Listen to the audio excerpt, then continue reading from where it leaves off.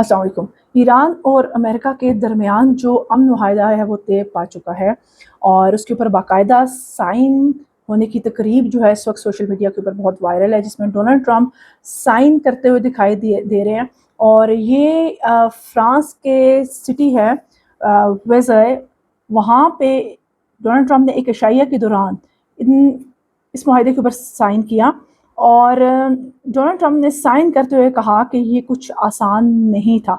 और इस साइन करने के दौरान जो शख्सियत उनके साथ हमें नज़र आ रही हैं वो हैं जी फ्रांस के सदर मैक्रोन, वो भी उनके साथ मौजूद थे।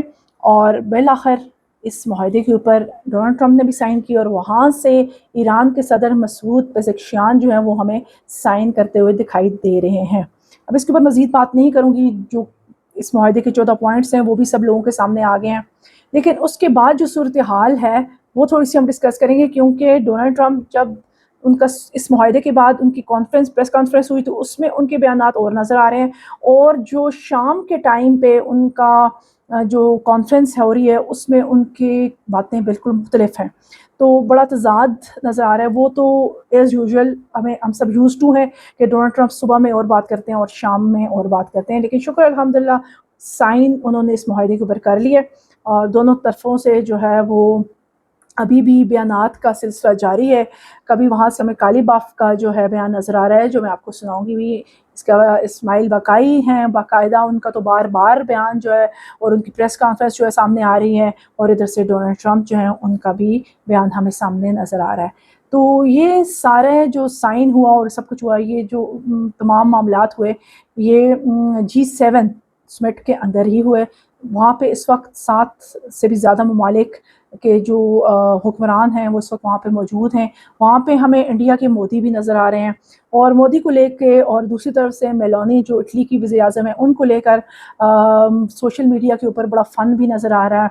और डोनाल्ड ट्रंप का जो मोदी के लिए बयान है वो भी आप सब ने सुना होगा, वो भी काफ़ी वायरल जा रहा है, जिसमें डोनाल्ड ट्रंप ने उनको किलर का नाम भी दिया और साथ साथ में उनको जो है वो अपना बेस्ट फ्रेंड भी बोला। और बहुत कुछ हमें इस तमाम जीसी समिट के अंदर नज़र आ रहा है। फिर उनके जो ग्रुप फ़ोटोज़ जो वो ले रहे थे, ग्रुप फ़ोटोज़ के अंदर भी काफ़ी चीज़ें जो है लोगों ने नोट डाउन की और उसको भी खैर ये चीज़ें बहुत अनयूजुअल सी होती हैं, इनको इतना ज़्यादा, लेकिन वही बात है कि इन लीडर्स को लेकर लोग इतने एक्साइटेड होते हैं कि इनकी हर मूव को ये नोट कर रहे होते हैं कि जो डोनाल्ड ट्रंप हैं उन्होंने मोदी के हाथ को नहीं पकड़ा तो बाजू को पकड़ लिया। अब हाथ पकड़ा या बाजू पकड़ा, बात तो एक ही है, कोई इतनी ख़ास वो नहीं है, लेकिन लोगों ने इसको सोशल मीडिया पे एक मजाक की नज़र बना लिया। अभी मैं आपको डोनाल्ड ट्रंप का वो पैगाम सुनाती हूँ जो उन्होंने प्रेस कॉन्फ्रेंस जो कि फ़ौरन बाद हुई सिग्नेचर करने के बाद, तो उसमें जो बातें की गई वो उन 14 नकात से काफ़ी हट कर थी।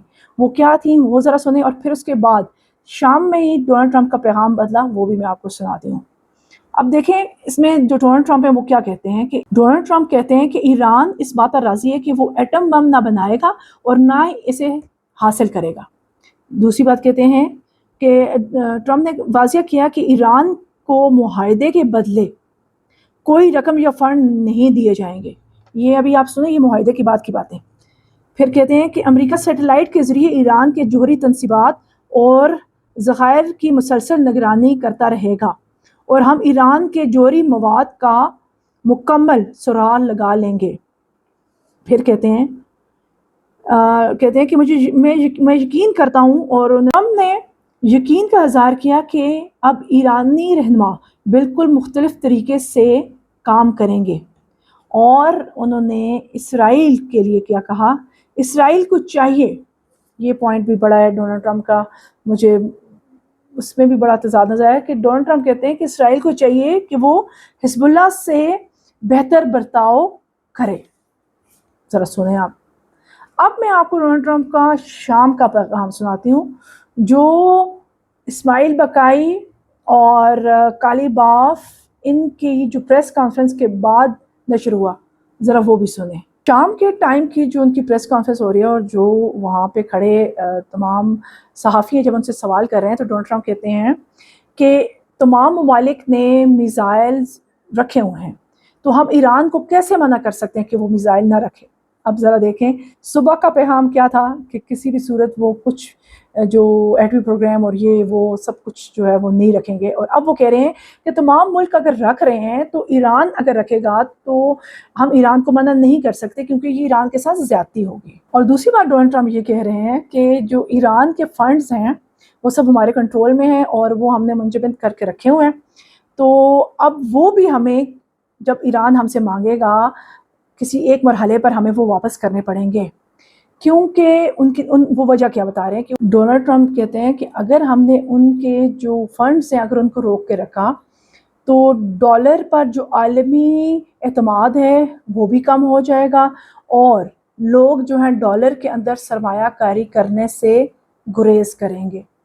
اب ذرا کالی باف کا جو بیان ہے وہ بھی سن لیجئے، جو انہوں نے ایرانی ٹی وی جو ہے اس کو اپنا انٹرویو میں بتایا۔ انہوں نے کہا کہ امریکہ قابل اعتماد نہیں ہے اور کہا کہ مذاکرات کا مطلب جھک جانا نہیں بلکہ ہوشیاری ہے۔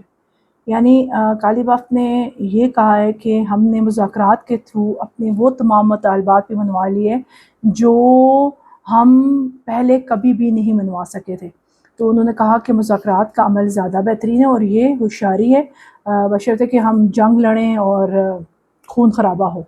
اور دوسری طرف نے اس معاہدے کے اوپر سائن ہونے کے بعد جو پریس کانفرنس کی اس میں انہوں نے کہا کہ ایران زخمی ہے لیکن شیر پھر بھی شیر ہوتا ہے۔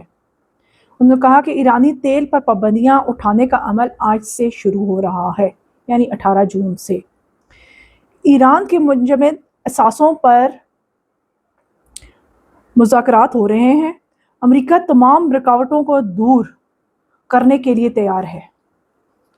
اس کے علاوہ انہوں نے کہا کہ ہم نے ایٹمی طاقتوں کو ان کے اتحادیوں سمیت شکست دی ہے، یعنی کہ انہوں نے یہ اظہار بھی کیا کہ ہم نے امریکہ، اسرائیل، نام تو نہیں دیا، صرف یہ کہا کہ ہم نے ایٹمی طاقتوں میں یہ امریکہ، اسرائیل یہ سب ہیں، تو انہوں نے کہا ان تمام سمیت ہم نے ان کو شکست دی۔ تو اس لیے آپ کو ڈونلڈ ٹرمپ کا جو بیان ہے وہ تبدیل ہوتا ہوا نظر آیا، جس میں انہوں نے تمام ان کے ساسوں سے لے کے ان کے میزائل سے لے کے ہر ایک کے اوپر اپنا موقف جو تھا وہ بدل دیا، اور سمجھداری اسی میں ہے اور عزت بھی اسی میں ہے ڈونلڈ ٹرمپ کی۔